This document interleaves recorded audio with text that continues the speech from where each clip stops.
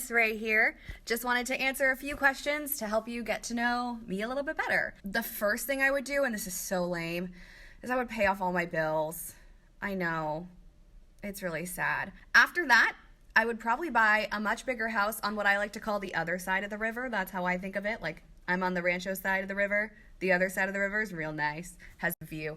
And then I would likely go traveling. That's what I would do. Depending on the aspect of my life that I'm looking for, I have different role models. So if I'm looking at getting things done and being on top of things and like adulting, my father is certainly my role model there, which is ironic because my parents still call me all the time, thus making me feel not so much like an adult. But they've really, they've helped me when it comes to being prepared for adulthood. When it comes to building empathy and things like that, I look to my friends. My friend Samantha is just one of the best people in the entire world, and I can model so much after her. Mr. Hadley also is like the king of empathy and of just being a good, kind person, which is sometimes challenging for me.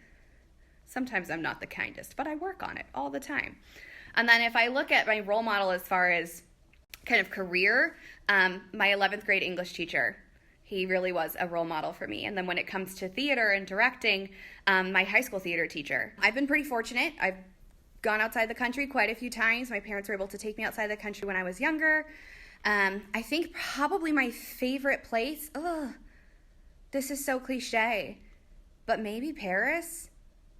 If not, I think Rome. The historical aspects in Rome were fascinating, but just the vibe of Paris, I truly love. So my favorite tradition is actually with Mr. Hadley. We do this every Christmas. We go to Barnes & Noble and we set a timer. I think last year it was like 7 minutes or something. It's usually some bonkers short amount of time. And in that time, we split up in the bookstore, and our task is to find a book for the other person.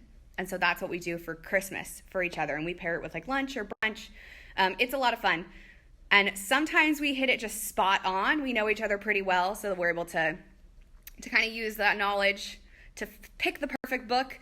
Last year we went with 2 books, and funnily enough, both of us bought like one perfect book, and then the second book we bought for each other, we didn't realize that the other person already owned. So we both kind of dropped the ball on that last year, but it's a really fun tradition. I think I'm most looking forward to hopefully getting to see my students again and to have this classroom not just be so empty. It's a world of emptiness. There's also all these cheer boxes back there, uniform pieces. So I'm really looking forward to hopefully getting back to some semblance of normalcy here. Also, I'm very much looking forward to meeting my students next term. Super excited about it.